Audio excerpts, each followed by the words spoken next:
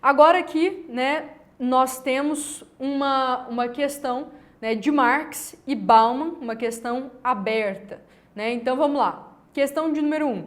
Analise, né, ou quer dizer, análise do tema, né, da modernidade por pensadores clássicos da sociologia está presente também em autores contemporâneos, atentos às condições da sociedade atual.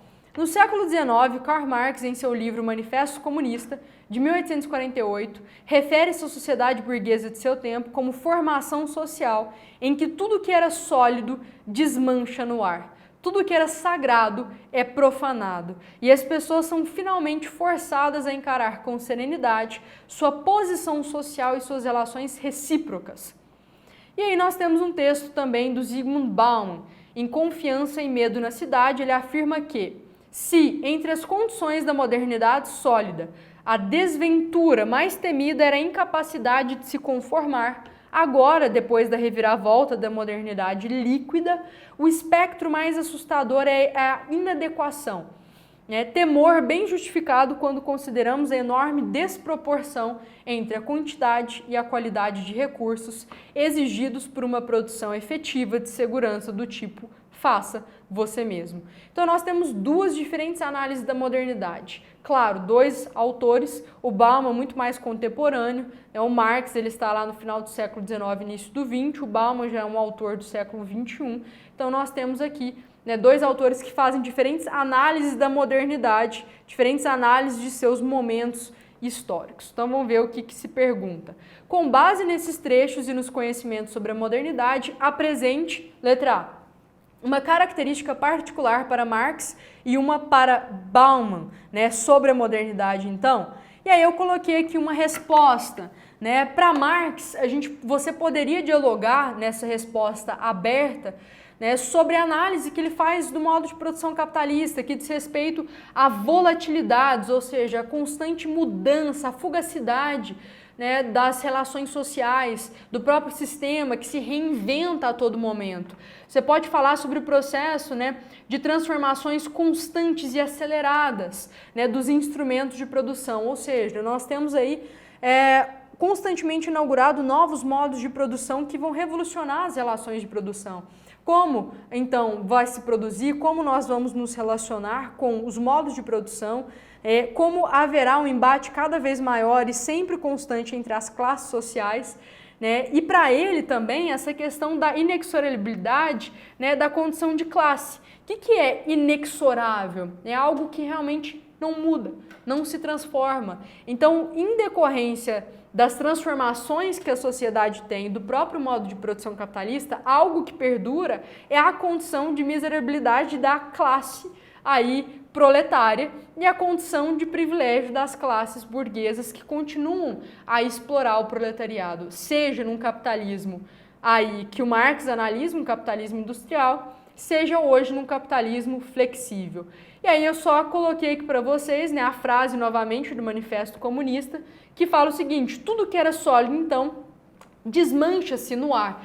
Porque constantemente as mercadorias elas serão cada vez menos duráveis, elas se desmancharão no ar, né, facilmente, elas serão aí acabáveis, né, muito facilmente, né, pouco materializadas, no sentido de que nós temos que comprar cada vez mais.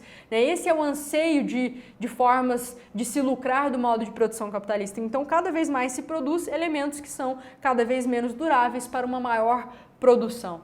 Né? Então, ele vai falar que as pessoas são finalmente forçadas a encarar friamente a sua posição social e as suas relações mútuas e relações aí dentro do modo de produção, seja relações mútuas no processo de trabalho enquanto proletariado, de reconhecimento da condição ou da própria burguesia, da sua exploração. E aqui, né, só vou ler para vocês que pode ser, aí você poderia tirar alguns elementos que vão complementar a sua dissertação, né, aqui nessa questão aberta. O que esse jargão, né, o que é sólido se desmancha no ar, designa pela palavra dissimuladamente neutra de globalização, não é senão, na realidade, a conclusão da generalização planetária das relações mercantis. Então, com a globalização, a gente tem ainda mais, né, relações mercantis continuadas no quesito da exploração. Isso não muda, a exploração aumenta ainda mais. Mão de obra barata, né, o processo de protecionismo comercial, diminuição das leis trabalhistas. A mercadoria também, aqui, ó, ela se aposta de tudo. Tudo se torna mercantil. O trabalho, o homem, a natureza, tudo se transforma em mercadoria. Esta universalização mercantil mutilada, longe de homogeneizar, tornar igual um mundo em que os corpos, né, tornar igual um mundo em que os últimos alcançariam os primeiros, ou seja, né, os últimos, o proletariado alcançaria a burguesia, cristaliza novas desigualdades. E é isso que o próprio Bauman está falando, de um capitalismo flexível com novas desigualdades sociais, novas divisões e novas opressões, né, novos particularismos. A impiedosa a concorrência impiedosa, né, que alimenta a guerra de todos contra todos, por exemplo. Né, o imperialismo ele vai se transformar, ele não vai desaparecer. E o desenvolvimento das ciências e das técnicas revela possibilidades e capacidades até agora desconhecidas. Né, mas as condições de opressão e exploração vão se metamorfosear, se transformar sem deixar de existir. Então hoje a gente tem novas formas de exploração dentro do capitalismo. A partir desses traços você pode dissertar. Né, e para o Bauman, né, dizer respeito à questão que ele observa da modernidade sobre a fluidez, a insegurança, a incerteza, porque para o Bauman as categorias sólidas e estáveis vão se tornar cada vez, né, categorias voláteis, altamente transformativas. Então o que você entendia por educação, o que você entendia por família, o que você entendia por comunismo, por capitalismo, tudo vai se desmanchar também, né, tal como Marx já apontava para a mercantilização das relações sociais, né? E nós temos uma falta de garantia nesse mundo altamente transformativo, né? E você pode também dissertar sobre os problemas relacionados ao processo de individualização, uma sociedade cada vez mais individualizada e uma sociedade hedonista, procurada aí, né, e sempre voltada ao prazer imediato. Letra B, né, duas características comuns para ambos os autores. No que eles concordam, né? E aí eu coloquei aqui uma resposta base que você pode se utilizar, né? Poderia.